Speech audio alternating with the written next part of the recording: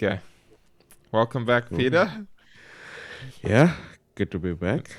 Rough An one early to morning one. arrange. Yeah, very early morning. Yeah. Lots of back and forth, but we managed to get to it eventually. Yeah. Okay, so this week we're gonna be this month I guess is episode number 40, which is great, and it's the Meditations by Marcus Aurelius, a pretty famous Stoic work, and it's the Gregory Hayes translation, and it's the one that's got the foreword by Ryan Holiday, and Ryan Holiday is one of the popular Stoic people at the moment. He's written quite a few books. We've read one or two of them. The Obstacle is the Way is one we actually read recently, and there's this idea of perception, action, will that this one guy, Pierre Hadot, came up with, which is like a framework for how to think about a lot of what is in the meditations and things like that. And it turns out that the translator in the introduction talks about perception, action, will, and that's the structure of the Obstacle is the Way book. So all of the things tying together. Yeah. But yeah, I'm gonna read the summary and then we can kick it off. Cool. So Meditations by Marcus Aurelius is more a journal of notes, quotes, and sayings than a book. Written around 70 to 180 AD, as far as we know, it was not intended for publication, but rather is his own personal Stoic reflections on life. The somewhat raw thoughts of a Roman emperor, one of the most admired emperors of the ancient world, not because of his feats, but because of his character. In it, we see him reflecting on the cardinal virtues of wisdom, justice, temperance, and courage, and on how we were made as social beings, how we were made to work and to work with one another, and on perception, how we perceive fame and fortune, to joy and pain, life and death. Yeah, that is the intro. Any initial comments there, Peter? No, just a short comment. Like you said, I mean, you can tell that it was more notes of what he was thinking than a written book, actually, because it's some of the section are like very short and straight to the point and doesn't really flow like a normal book. And I mean, we had a brief discussion about that yesterday, but it's very but it's very interesting insight nonetheless, it's a little bit less structured than even the Epictetus's Enchiridion handbook, which also is referenced. Marcus Aurelius had read Epictetus's stuff as well. All right, so I'm just going to give a very high-level overview of the themes and things in the meditations. This is just to sort of, because it's very, it's like lots of little snippets and notes and things as mentioned. This kind of gives a framework, not exactly a framework, but just an idea of the kinds of things that get discussed. And also because we're just not going to go through everything. We just don't have enough time, and would encourage people to read the meditations themselves rather. So the one section is or these aren't sections in the book, they're just sort of groupings of common themes that I've put together. But there's nature, change, and impermanence, which some of the ideas there are: nature is constantly changing, remaking, reusing, decomposing, recomposing. And then he speaks about death, those who came before us, and how that should shape what we do and how we think, and how we also see fame and fortune, because death happens to both the king and his servants. And then the cycles of history continuously repeat, and then also trying to see things for what they really are. So For example, he often says things like meat is a dead animal, marble is hardened dirt, purple dye, which is famous for being royal and expensive, and that back in the day, is just shellfish blood. And then one of the other important themes is our role as human beings. So the common themes there is that we were made to work, specifically work with and for others, and that we are social beings, and therefore we belong to society, and that we should strive for the virtues of wisdom, justice, courage, and temperance. And then another interesting one is that when you harm others or are unjust towards others, you're actually harming yourself. You're harming your own character. We often think about harming others, but we're actually harming ourselves when we are cruel, mean, or unjust. Then the next sort of section is control over your mind and emotions. So things like not letting others affect our emotions, dealing with pain, choosing not to perceive it as pain, erasing false perceptions, and indifference to external events. And then another one is just generally obstacles and adversity. So as the book title from Ryan Holiday, the obstacle becomes the way. Use the obstacle to achieve the goal that you are aiming to achieve. And then lastly, pleasure, fame, and external things. So there's the danger of seeking pleasure and the futility of seeking fame, especially posthumous fame. Yeah. So those are some of the themes. I don't know if you have any comments there, Peter? Yeah, no comments per se. I think we can dig into the various books. Cool. Okay, so just gonna very quickly read a snippet from the foreword by Ryan Holiday, which starts on the forward page. I don't know what page it actually is. So it says, absolute power corrupts absolutely, and yet we have the private diary of the most powerful man in the world, a man who lorded over an enormous army and most of the known world, and somehow not only is every sentence exquisitely crafted, but every thought inherently decent. And then we jump to page X, where it says, when Marcus says you, as in the things that you think about determine the quality of your mind, he is speaking to himself, and because this exercise in self-improvement is so sincere and earnest, at times painfully earnest, it has the unintended benefit of speaking directly to us, helping us with our common problems. And as unrelatable as antiquity might seem, human beings remain ever the same. It is worthy to note that Stoicism was already an ancient philosophy by Marcus Aurelius' time. Marcus would write, but rarely for all time, people have been doing the exact same things, marrying, raising children, getting sick, dying, waging war, throwing parties, doing business, farming, flattering, boasting, distrusting, plotting, hoping others will die, complaining about their own lives, falling in love, putting away money, seeking high office and power. So it will go on in the future. So will meditations continue to endure. Yeah, that's the forward. I think it's a really helpful framing for how to think about the book. Because every now and again, when I was reading it, I was thinking, oh, he's writing this to almost help and motivate other people. But he wasn't. He was writing it to himself. Yeah. And some of the things are a little bit more clear, because sometimes he talks about things and the framing is that he is an emperor and he has all of this power and stuff that he has to handle, I suppose.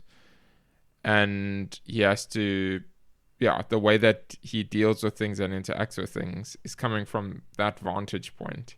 But even somehow, despite that, it's, very relatable, all of the things that he mentioned. I think just to latch into that point, like, I mean, it kind of explains us that none of these things are new. And I think, I mean, you and I have had many discussions about the books you read lately, of how it's saying, like, it's not really new ideas. I just sort of reframed, and it's always like a good reminder. And, you know, even this is like that indication to be like, what we facing or dealing with in the world right now is not really something that people before us haven't experienced. You know, the times might be different. There might be newer things that have been innovated or stuff or invented and stuff like that, but doesn't kind of erase the sort of fundamentals of the different things and kind of the different problems or different life experiences, you know. Yeah, I know, it's true. And I think that it's always helpful to also keep reminding ourselves of that, because sometimes like the books can feel very similar. Well, actually, I haven't really felt for any of the books that we've read. I don't know if you have, but I haven't felt like, been here before.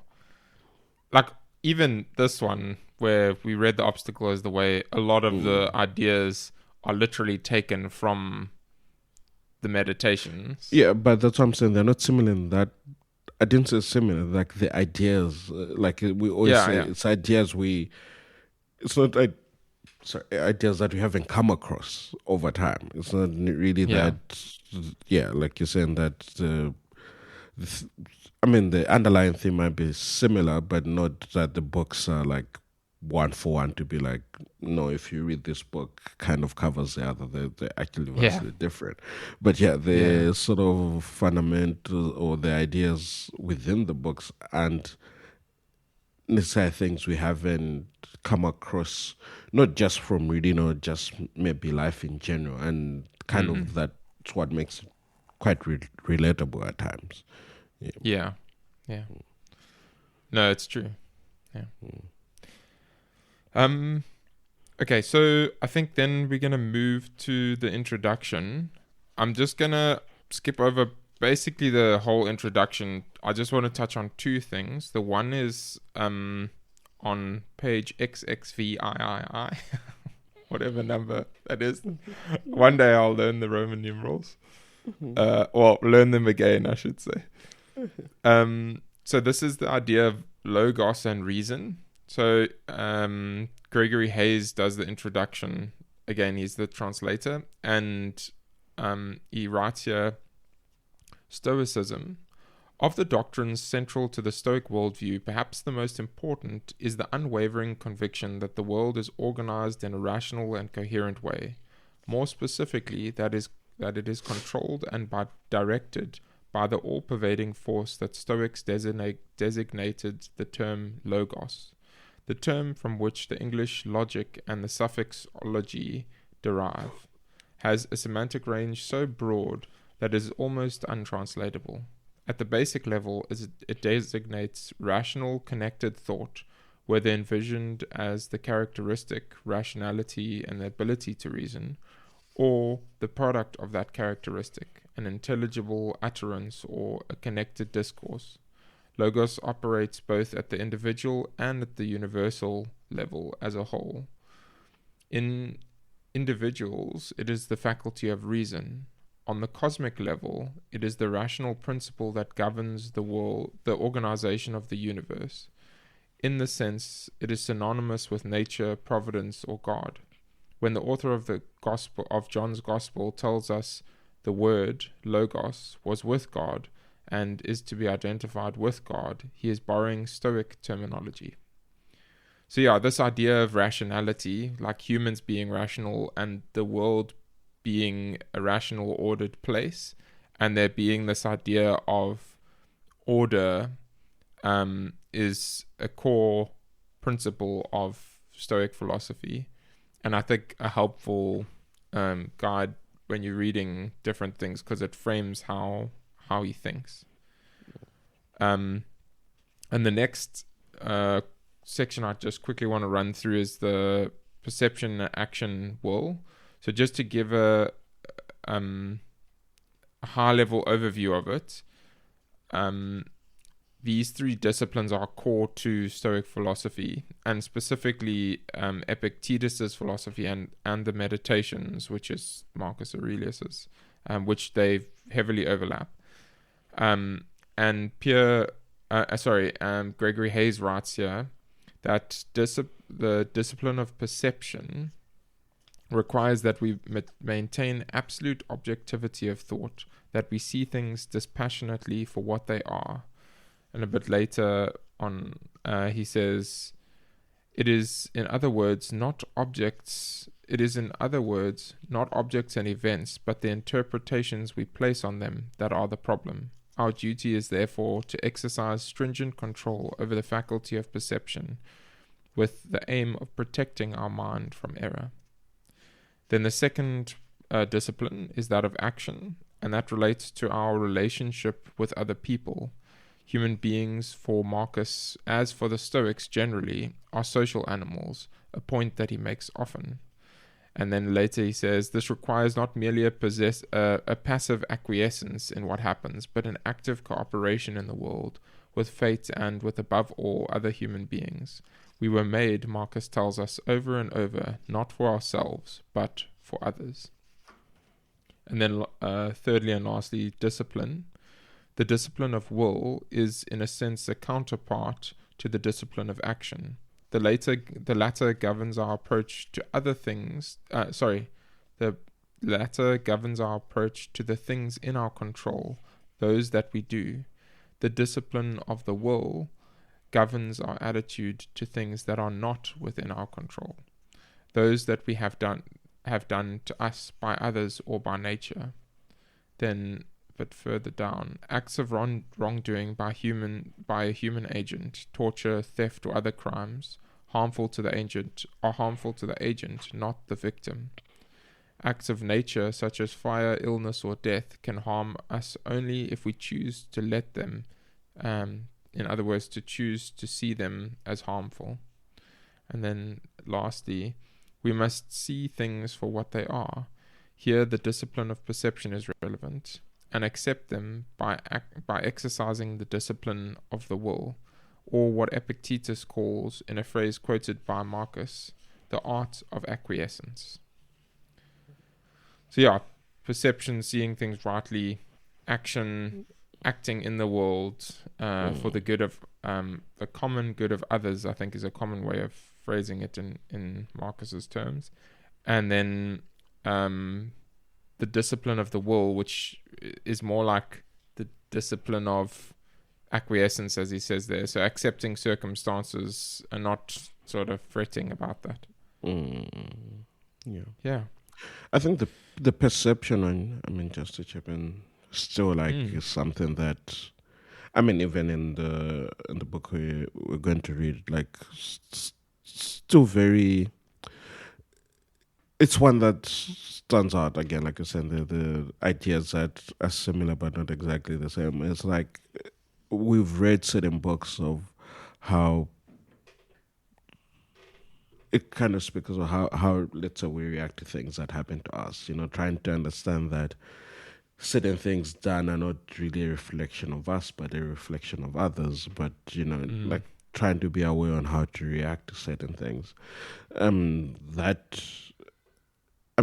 easily said, but such a challenge in real life, because so often we're faced with all these things, and not often do we take that time to pause and actually get the right framing of why that is the case, Yeah, and that can save us so much pain and anguish just by thinking about it in the right way. But yeah, it's easier to panic and worry and get emotional. Okay, book 1. So there are 12 books, and basically the way that they are structured is, like we've said before, lots of random little notes and snippets, and they actually are marked. I'm probably not going to read the references, maybe I will, but basically they're structured like book 1, and then there's almost like the Psalms, where it's like Psalm 120 verse 2. It's almost like that. And the references. So if I say book 1, and then reference 1, I don't know what to call it, then it says here, my grandfather Verus, character and self-control. That's what his grandfather taught him. And it just has lots of little quotes and things like that. Yeah, so I don't know if that was very clear. But basically every little verse is, or every little like sentence is numbered, you can think of. I was going to tell the longest way of explaining that. I don't think we'll get feedback, but it wasn't very clear, but I'm with you. Yeah, no. I think I couldn't have said it worse. Yeah. But yeah, so book 1, we're going to start on page 6. And just the overview of this whole book is kind of him just thanking different people, which is an interesting way of opening his journal, if we can call it that. He opens by thanking his grandfather, and then his father and his mother and his teachers and many others. And then on page 6, he's thanking Risticus. He says, the recognition I needed to train and discipline my character, not to be sidetracked by my interest in rhetoric, not to write a treatise on abstract questions or deliver moralizing little sermons, or to compose imaginary descriptions of the simple life or the man who lives only for others, to write straightforward letters, to read attentively, not to be satisfied with just getting the gist of it, and not to fall for every smooth talker, and for introducing me to Epictetus's lectures and loaning me his own copy.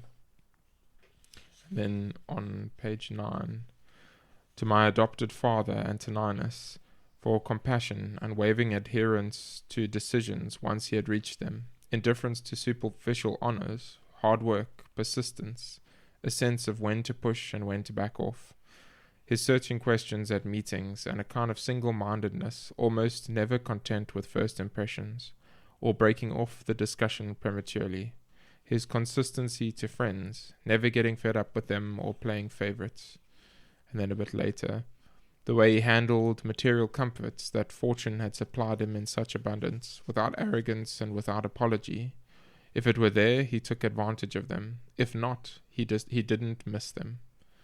And then lastly, this in particular, his willingness to yield the floor to experts in oratory, law, physiology, and whatever, to support them energetically so that each of them could fulfill their potential. And he says a bunch of different things about his father, or adopted father. And yeah, that's kind of it for the snippets that I'm going to read there. But I don't know if you have any thoughts there, Peter. Yeah, I mean, it's just from, I can say, the adopted father, the sense when to push and when to back off. I think maybe personally, that's still something that I try to grapple with, and, having someone to sort of learn that from, I think for him was great, and I think it's something that, so often we just never know when the limits are, between those two. Like other people frown upon you being pushy or you pushing certain things, but again, also in terms of backing off can be viewed as giving up, but in actual sense, there are times when you have to understand that something is bigger than you and you actually just need to take a step back, so no, I think the way that he reflected on his father's character was it's nice to see, okay, these are kind of the things the compassion, the unwavering adherence to decisions. Like some of them, I wouldn't have thought to, like if I was to think about my own parents, like sometimes they are like that. They have these good traits, but I wouldn't have thought to name those as good traits. I would have thought, okay, that's just the way that person is. But actually, they are very good traits. Things like like you said, the sense of when to push and when to back off, and those kind of, it's just helpful to see that in others, especially people that you respect, and to learn from that. Yeah. I also liked the where he spoke about not getting caught in rhetoric, because rhetoric, like just the way of convincing arguments and speech that sounds good and that was very popular back then. It is still now, but more in like a background thing, not as like formal training. Although I'm sure that there is formal training for it as well. But yeah, it's interesting to see him reflect on being like, he wants to write straightforward letters and straightforward things, and not to basically write imaginary descriptions of the simple life or the man who lives for others or those kinds of things. But I think the implication there is that he doesn't want to write about them. He wants to actually live them out, which kind of ends up coming to fruition, I guess, where he writes the meditations, which he wasn't trying to be fancy. He was even though it is well written, like he definitely has some sort of training in the ability to write, but he's not trying to be flary. I don't know if that's the right way of saying it, but you get the point. I was trying to be fancy there. Look at us. You're describing exactly what shouldn't be. And exactly. I'm trying to illustrate what shouldn't be done. That's why I'm doing it. I think it's a nice thing. It also makes me think like, okay, just reading the book is good, but we should be actually trying to enact the things, not just like know about them. Yeah. Okay. Should we go to book 2? Yeah. So on page 18, he writes, "Remember how long you've been putting this off for, how many extensions the gods gave you, and that you didn't use them. That there's a limit to the time assigned to you, and if you don't use it to free yourself, it will be gone and never return." And then the next one, "Concentrate every minute like a Roman, like a man, on doing what is in front of you with precise and genuine seriousness, tenderly willing with justice, and on freeing yourself from all other distractions. You see how few things you have to live, you see how few things you have to do to live a satisfying and reverent life. If you can imagine this, that's all that even the gods can ask." Sorry, if you can manage this, that's all that even the gods can ask. And then on page 19, "Do external things distract you? Then make time for yourself to learn something worthwhile. Stop letting yourself be pulled in all directions. People who labor all their lives but have no purpose to direct every thought and impulse towards are wasting their time, even when hard at work." And that's the only ones that I have for book 2. Any thoughts there, Peter? Yeah, I think the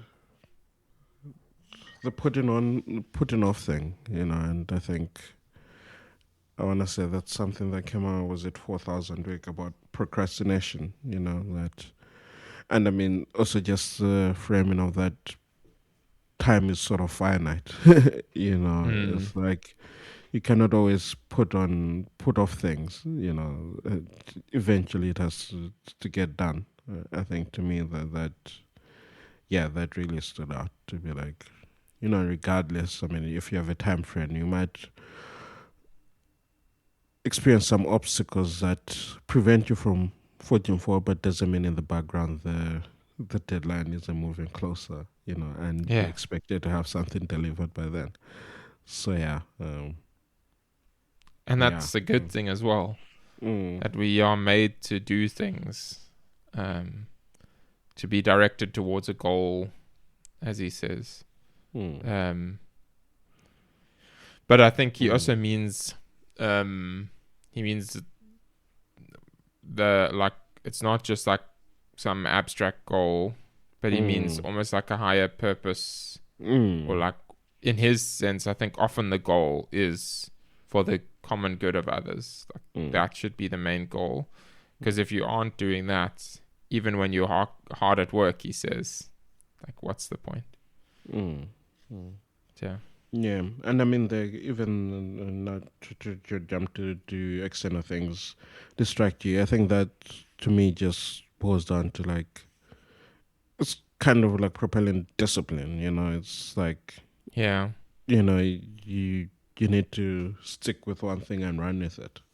The moment something piques your interest, you will be focused on that, and I think so often we. Again, it's a world where you sort of think, you're wasting time by locking yourself down to one thing and want to do multiple things, and that actually is counterintuitive in a way,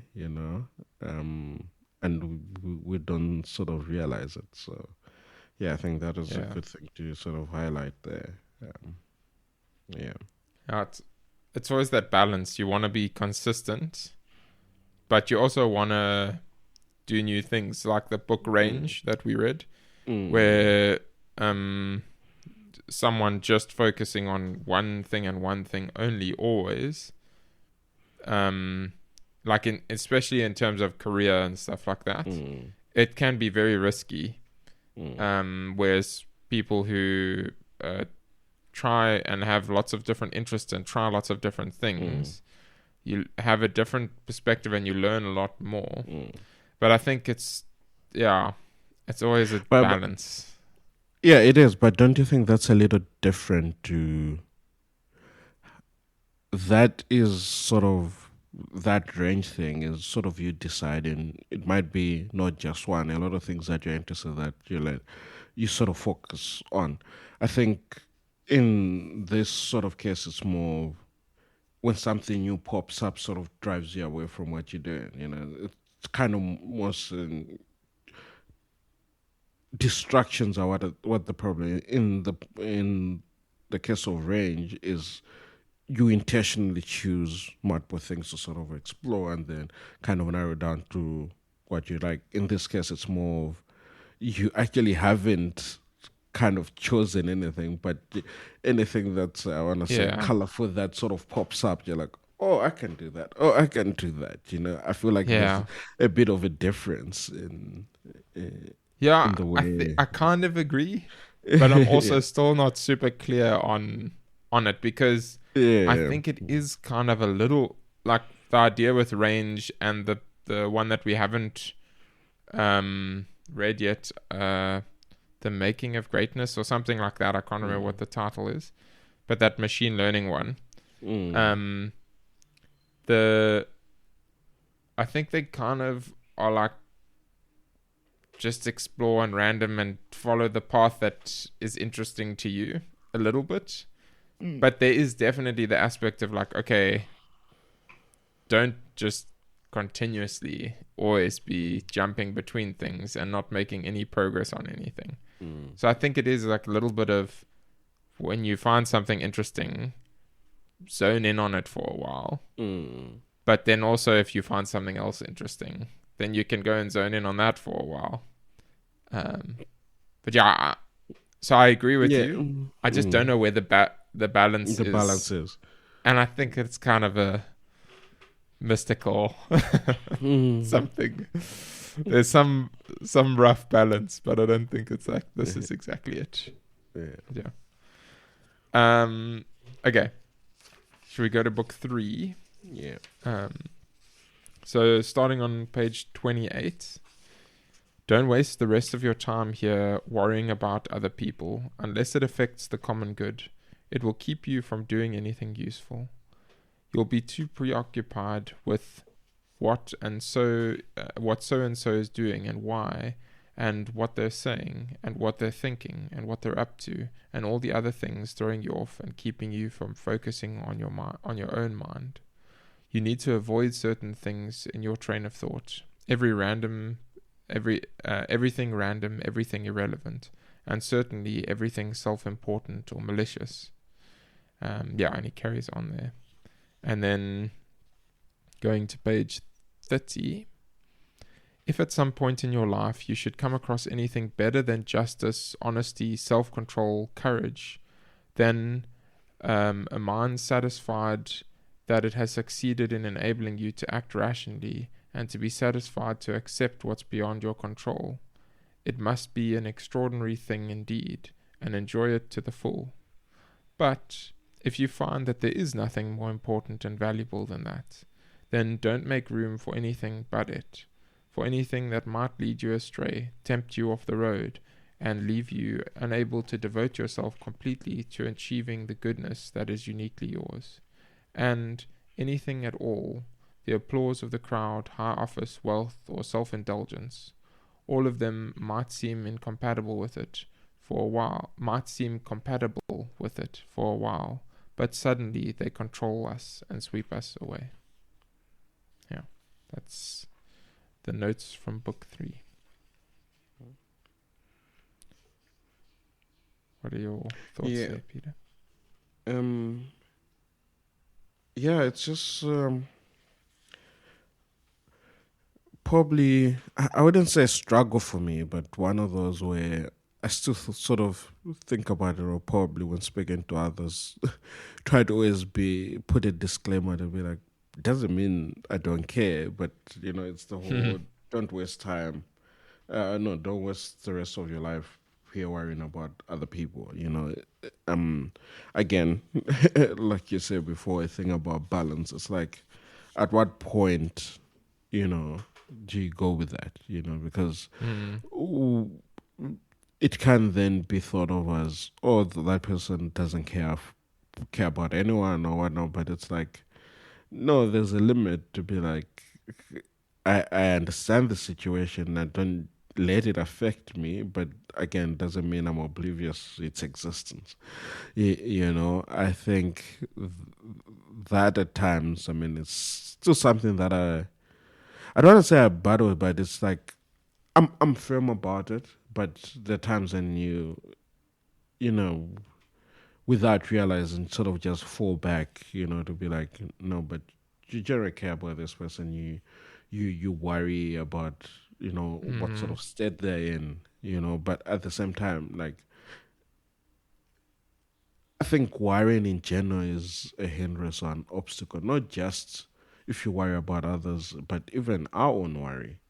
There are times when most of these things that we actually worry about are things that we have no control over, and we sort of waste time worrying about them instead of actually acting on certain things that will actually change the situation and potentially eliminate that worry. So it's, an interesting one. Yeah, there was the part. Let me just quickly get it open. The part where he talks about justice, honesty, self-control, courage, and basically he's like, those are like, what could be more important than that? And then he kind of concludes that if you find something more important than that, then go for it. Like, go and enjoy that thing. But he basically then says, but if you don't, which is kind of implying you won't find anything more important than that. If you don't, then why would you not focus on that fully? And then he kind of says, and just be careful, you might think that high office and wealth and self-indulgence is compatible with it, but it's not. And then he says at the end, suddenly they can control us and sweep us away. The self-indulgence and all of that. Yeah. Right. Should we go to next one? I'm going to skip over book 4 and jump to 5. Not because there's not valuable things in 4. There's lots of valuable things, but just for the sake of time. Yeah. So book 5, starting on page 153. No, that's not. Book 5 is on the 50s. Sorry, 53. I don't know why I said 153. Brain. Okay. So, at dawn, when you have trouble getting out of bed, tell yourself, I have to go and work as a human being. What do I have to complain of if I'm doing what I was born for, the things I was brought into this world to do? Or is this what I was created for, to huddle under the blankets and to stay warm? But it's nicer here, I might think. So, were you born to feel nice? And then, page 59. He says, the things you think about determine the quality of your mind. Your soul takes on the color of your thoughts. Color it with the run of thoughts like these. Anywhere you can lead your life, you can lead a good one. Things gravitate towards what they were intended for. Then on the next page, a thing's goal is what benefits it. That is, it's good. And then a rational being's good is unselfishness. Then a bit further down, in a sense, people are our proper preoccupation. Our job is to do them good and to put up with them. Then a bit further down, the mind adapts and converts its own purposes to the obstacle to our the mind adapts and converts to its own purposes the obstacle to our acting. The impediment to action advances action. What stands in the way becomes the way. That's Ryan Holiday's quote. And then lastly, on page 65, but true good fortune is what you make for yourself. Good fortune, which is good character, good intentions, and good actions. Yeah, thoughts, Peter? Yeah, I mean, just one thing to highlight there. I mean, not that the others are not important. It's about the things you think about determine the quality of your mind. You know, I think that again, like I said, an idea that we've come across many a times. It's like, I mean, I remember I had a T-shirt in varsity which said, "You are what you eat," and then there was like a pig frying bacon. you know, but yeah, it's exactly that. To be like, if you always think about negative stuff, you know, like you always, that's kind of the things you always see, you know, and like it's not good, you know, like you need to be uplifted and think positive. I know easier said than done as well, but I think we really underestimate you know, just not even just beyond even what we think about, also like the things we selectively consume, you know, like that you know, that's where it starts, and that affects how we think, and that's, you know, the quality of my mind, you know. So the passive consumption thing as well as we don't, the things that we expose ourselves to is it shapes our mind as well. And especially in the modern world with all of the stuff that's kind of built to grab our attention, from the way that apps scroll to the things on TV, and they're just made to grip our attention. And sometimes that's fine, but sometimes just maybe take a step back and think about, like, is it really the thing that I want to shape my mind with? Yeah. Or is it something that I would rather avoid? But it's difficult when you're lazy and you're like, oh man, I just want to doom scroll now. Yeah, for me, the one thing that stood out was the getting out of bed part, where you just like, it's a classic one that's often like referenced, but I think it's still a very good reflection of like, was I made to just lie in bed all day? And obviously the answer is no. Yes, we should rest. Rest is good, but not all day. We were made to work, and to work for the good of others. Yeah. All right, I'm going to jump past book 6. And just often the reason why I'm jumping past the books is because I've actually got too many points in them. So it's not because they're not the good ones. It's because they've got too many good points. So then we just time. Then going to book 7. Starting on page 86. He says, yeah, is my intellect up to this? If so, then I'll put it to work, like a tool provided by nature. And if it isn't, then I'll turn the job over to someone who can do it better, unless I have no choice. Or I do the best I can with it, and collaborate with whoever can make use of it, to do what it is the community needs done. Then later down, don't be ashamed to need help. Like a soldier storming a wall, you have a mission to accomplish. And if you've been wounded and you need a comrade to pull you up, so what? Then page 89. Treat what you don't have as non-existent.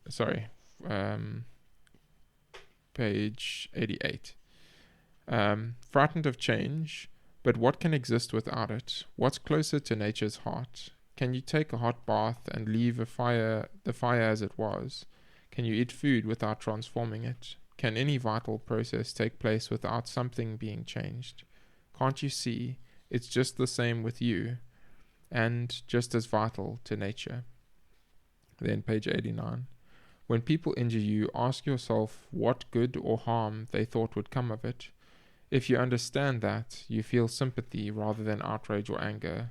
Your sense of good and evil may be the same as theirs, or near it, in which case you have to excuse them. Or your sense of good and evil may differ from theirs, in which case they are misguided and deserve your compassion. Is it that hard?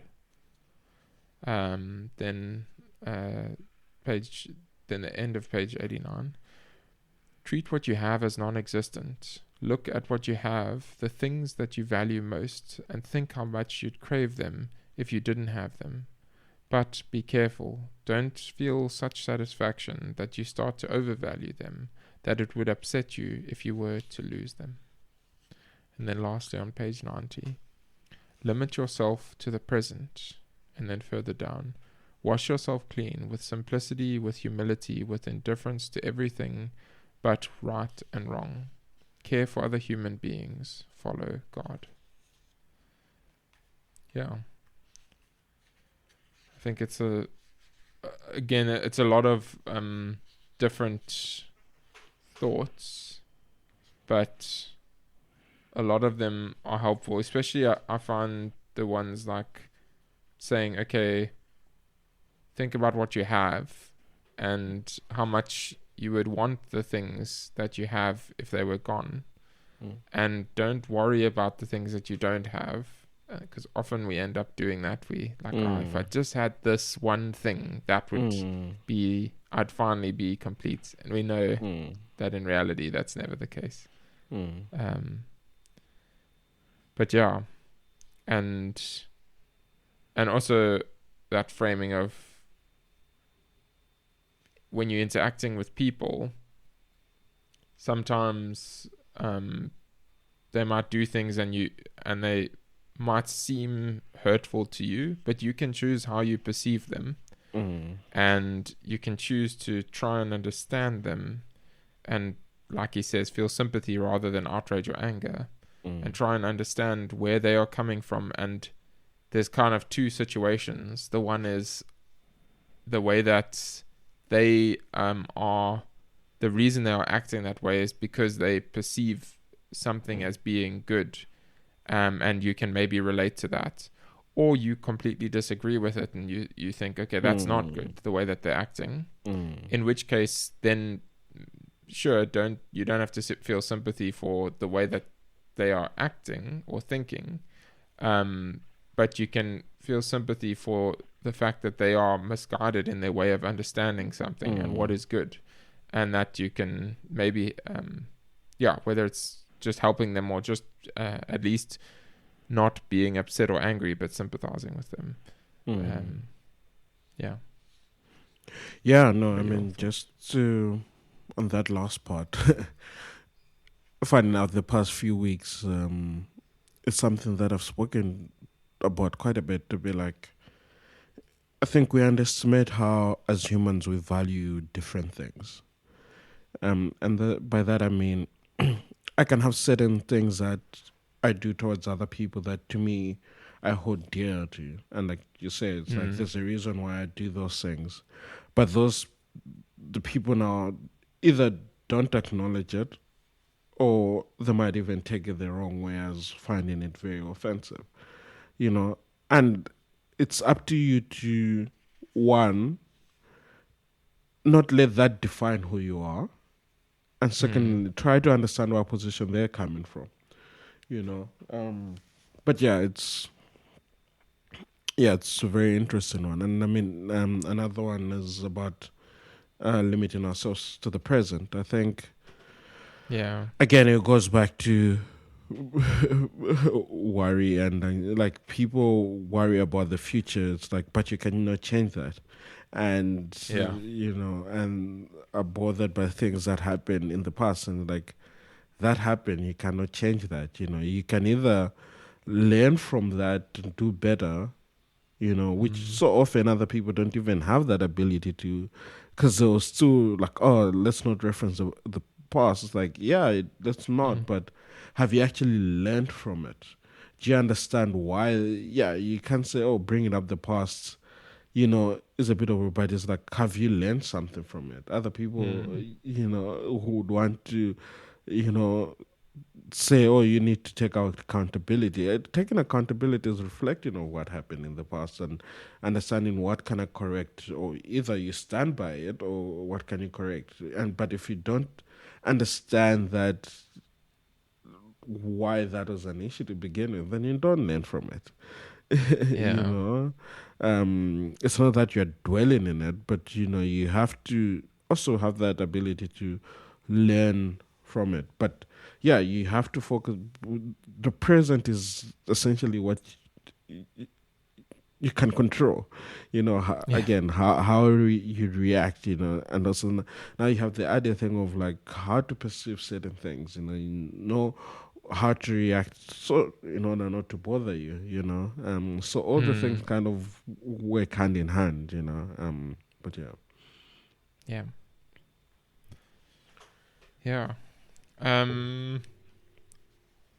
So I think let's jump to book 10. So cool. Skipping 8 and 9. So on page 131, he writes here, to my soul, are you ever going to achieve goodness, ever going to be simple, whole, and naked, as plain to see as the body that contains you? Know what an affectionate and loving disposition would feel like. Ever be fulfilled, ever stop desiring, lusting and longing for people and things and things to enjoy, or for more time to enjoy them, and instead be satisfied with what you have and accept the present, all of it. And then page 132. Everything that happens is either endurable or not. If it is endurable, endure it and stop complaining. If it is unendurable, then stop complaining. Your destruction will mean its end as well. Just remember that you can endure anything your mind can make endurable by treating it as in your interest to do so. in your interest or in your nature. And then to 137.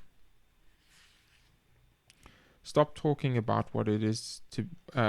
stop talking about what the good man is like and just be one. Yeah. I think that that last part is quite a striking one. Yeah. Because it's always easier. I mean, this is an analogy. It's not the exact thing that he's saying, but it's always easier to learn about being a good person and to feel like, if I just read this philosophical thing, or if I just read this self-help thing, or if I just get this lesson from this person, or if I could just find out this information from this person that I respect or something like that, then I could X or Y or Z. Whether it's achieving some thing like building a product or whatever, or whether it's becoming a good person. And especially for the becoming a good person one, as we've spoken about, as you mentioned before, a lot of the things that we hear in these kind of books, they're repetitions of the same sort of ideas, just viewed from different angles and with different stories. And so a lot of the time we do know what we need to do. Yeah, so I think it's quite a powerful statement to stop talking about what the good man is like and just be one. Yeah. What are your thoughts there? Yeah, I don't think there's much to add there, but yeah, no, that's an interesting one where, and again, it's like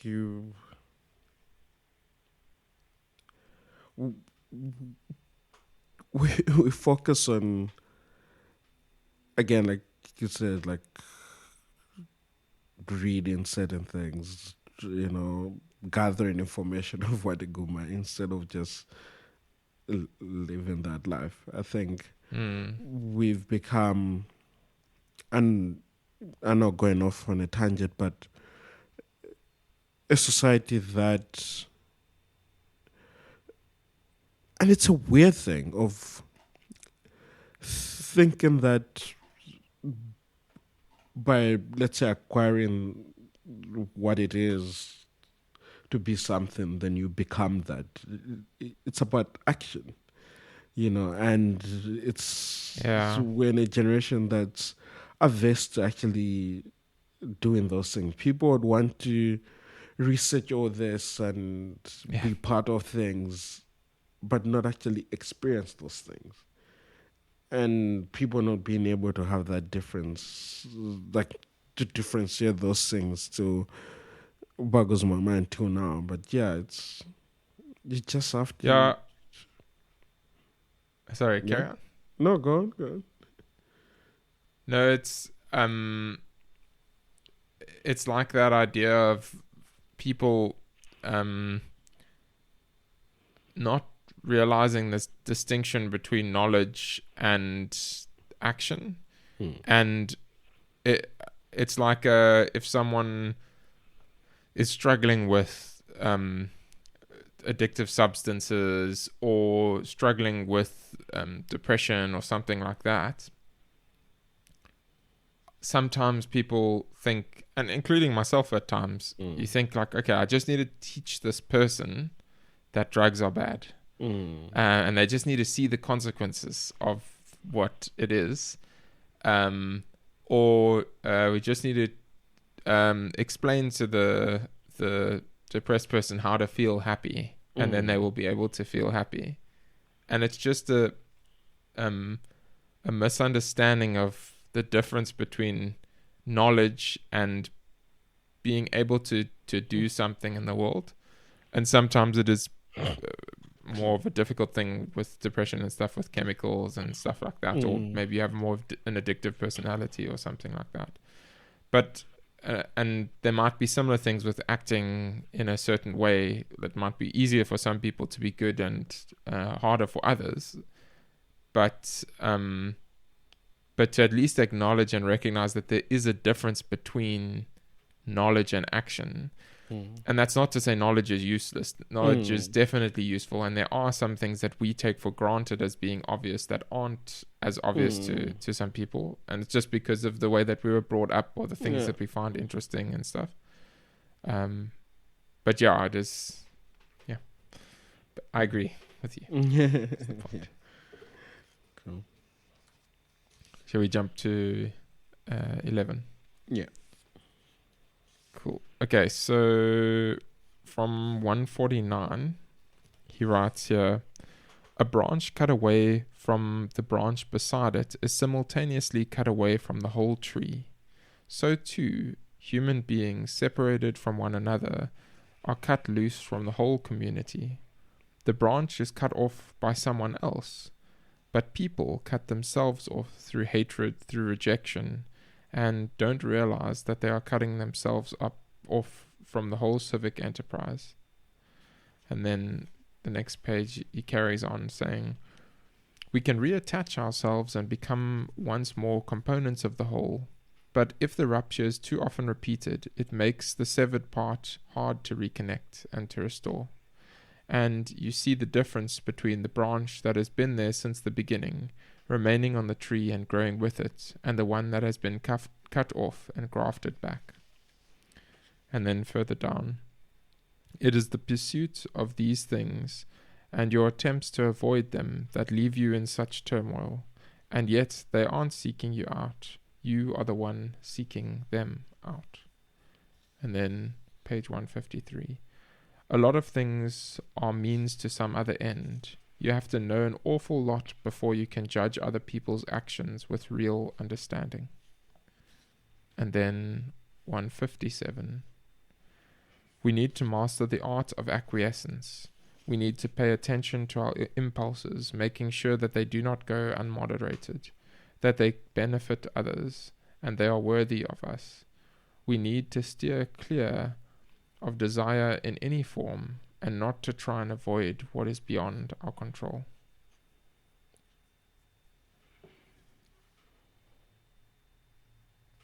And we need to steer clear of desire in any form and not try to avoid what is beyond our control. Oh, okay. Yeah, sorry, I thought I misread that, but yeah, I don't know if you have thoughts there on the quotes from book 11. Not much, but it's just the branch analogy, I guess. Yeah. It's kind of like if you kind of what's in and out of, let's say, a relationship or a community, and then start feeling disconnected, you kind of are the one that influenced that in a way, you know. Yeah. Yeah. So just understanding that. Yeah, I think so often people want to like wander off, and then when they come back, expect to either pick up where they left off or think like, you know, and then start feeling like an outsider if it's not the case. But it's like, no, it's your own doing in a way, you know. Yeah, and people forget that certain things are built over time, you know. Yeah, it's a good illustration of like other people cut branches off of trees, but often it's us that cut ourselves off from a community by the actions or jealousy or this or that we have.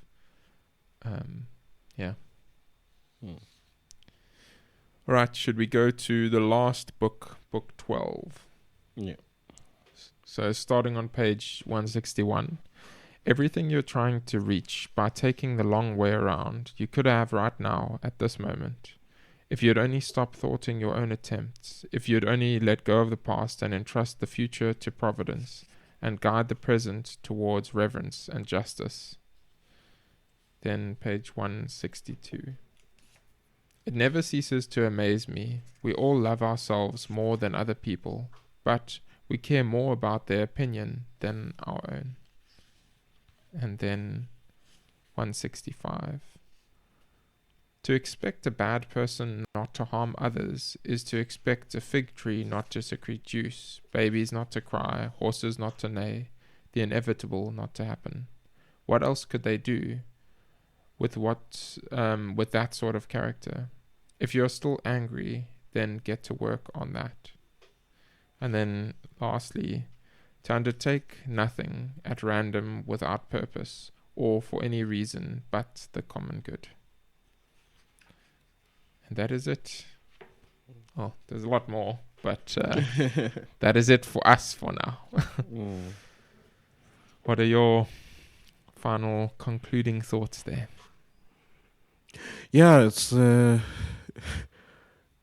caring about what other people say, yet we say we love ourselves more, or, you know. Yeah. It's again something that has come up a lot recently in some of my conversations, to be like, don't let what people say, just because one person has a, let's say, bad opinion of you. It's not that you shouldn't make note of it and try to interrogate it, but if 1 out of, let's say, 10, don't zone in on that one, because I think that's what tends to happen. I think we need to be confident in who we are, more than anything. Yeah. But yeah. Yeah, I think the point at the end there for me was the doing things for the common good. I mean, I think it's come up a lot. It's something that he refers to again and again, but that we are social beings and that we were created to do things for others. And I find it both a helpful thought in the sense of like, okay, that makes sense. Like often we get very caught up in life and doing things, and whether it's to achieve money or whether it's to be seen as successful or whatever the case is, but we should have our aim ideally towards the common good of others, and the other things will kind of fall into place for the most part. And I think it's a helpful perspective as well, because at the end of the day, like we were really made to be social. Even the most reclusive people still need interaction from others, and because of that, it turns out that when we do things for others, not for ourselves, we are a lot happier, and it's a lot more fulfilling and a lot more rewarding. Even though we often think and tend to be like, "Oh, I want to get this thing for myself rather than give something to someone else." And